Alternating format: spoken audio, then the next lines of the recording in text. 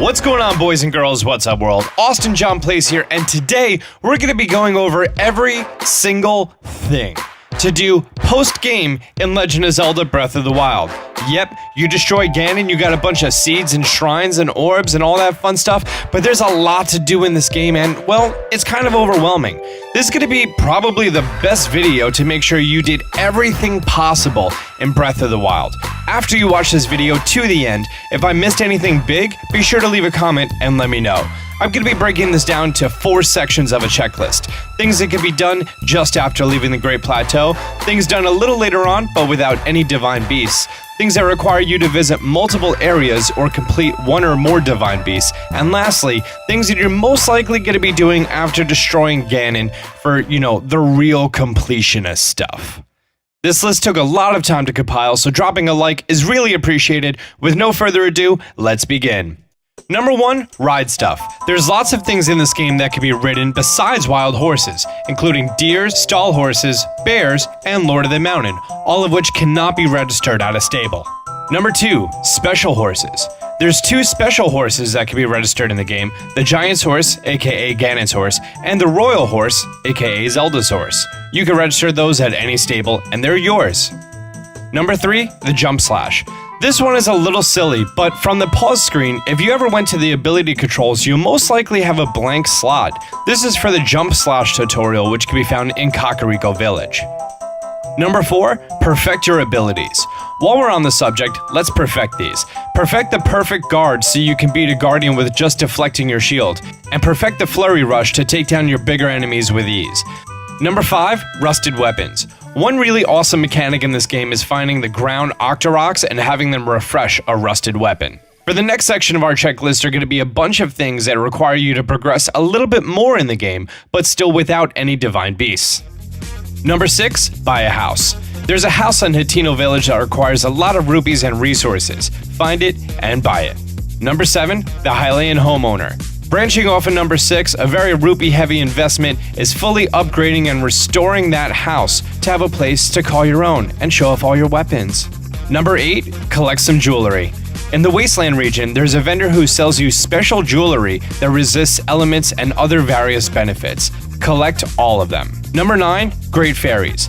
Find and pay off all 4 of the somewhat rapey Great Fairies.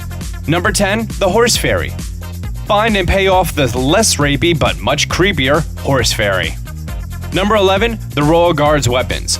At any point in the game, you can make your way inside of Hyrule Castle, and there's several areas that are going to house some of the best weapons in the game, the Royal Guard's weapons. Find all 4. Number 12, the Hylian Shield. Also in the castle, obtainable at any time, which requires you to defeat only one enemy, you could get the Hylian Shield and have it for the entire game. Yay! Number 13, the Spring-Loaded Hammer. Find Kilton at Skull Lake, and then you find him again, and then buy the Spring-Loaded Hammer, which is a lot of fun to use. Number 14, the Ancient Blade Saw. This can only be obtained at one location of the game, and requires you to carry a blue flame a pretty long distance. Find it and buy it. Number 15, activate all towers. Activate all the towers in the game and uncover the entire map. Now, I'm going to throw this one right here as an optional. Destroy Ganon before having any divine beasts conquered.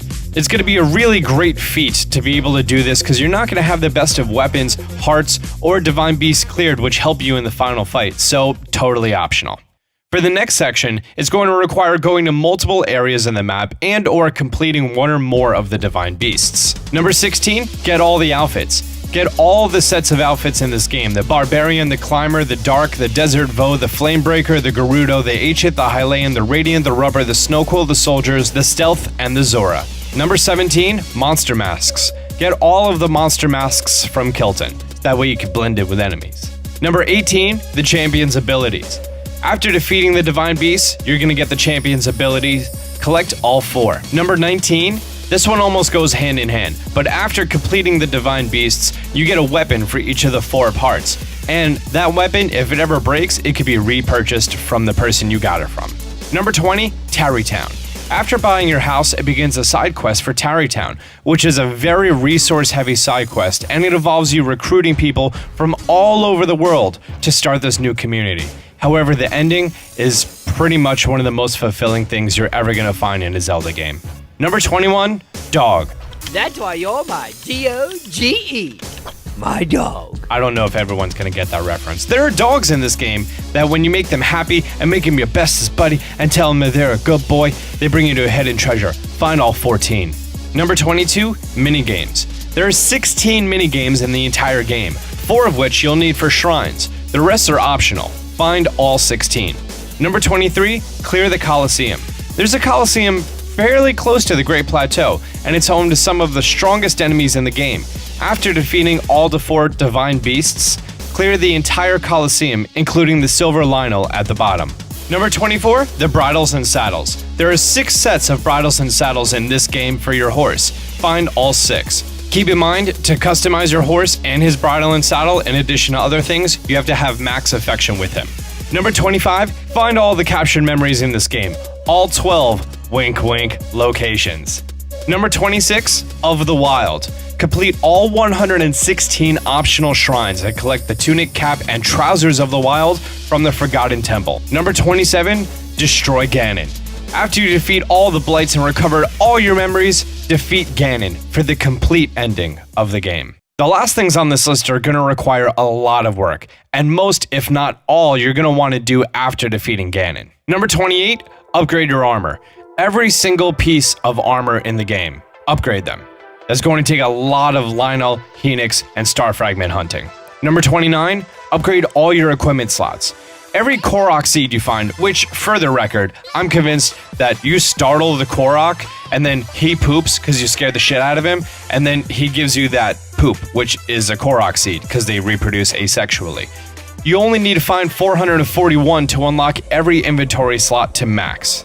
Number 30, complete all the side quests. There's 76 in the entire game, not including the shrine quests. Find and complete all 76. Number 31, 32, and 33, Medals of Honor, for the Molduga, Talus, and Helix. After defeating Ganon, speak to Kilton again, and he's going to award you with Medals of Honor for defeating a certain amount of these 3 enemies. Number 34, Hetsu's Gift, the biggest troll of all Nintendo games ever. Completing all 900 Korok seed puzzles gets you Hetsu's Gift, which is just a larger golden poop. And lastly, number 35, and I made this one last because not many people even really think about it, complete the Hyrule Compendium. Take pictures of all 385 entries in the entire game, every creature, monster, material, weapon, and treasure in the entire game.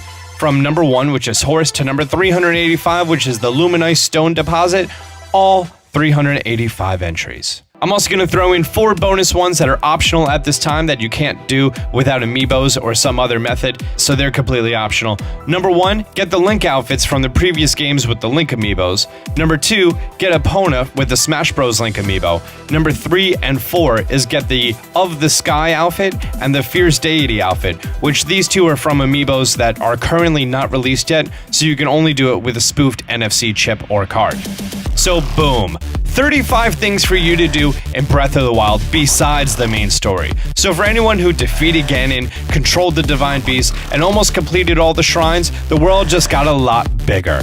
Did I miss any big ones? Leave a comment down below. Until next time, Austin John out. Be sure to like this video and subscribe. I'm going to be giving you guys lots of helpful videos in the next following days and weeks. Till next time, Austin John out.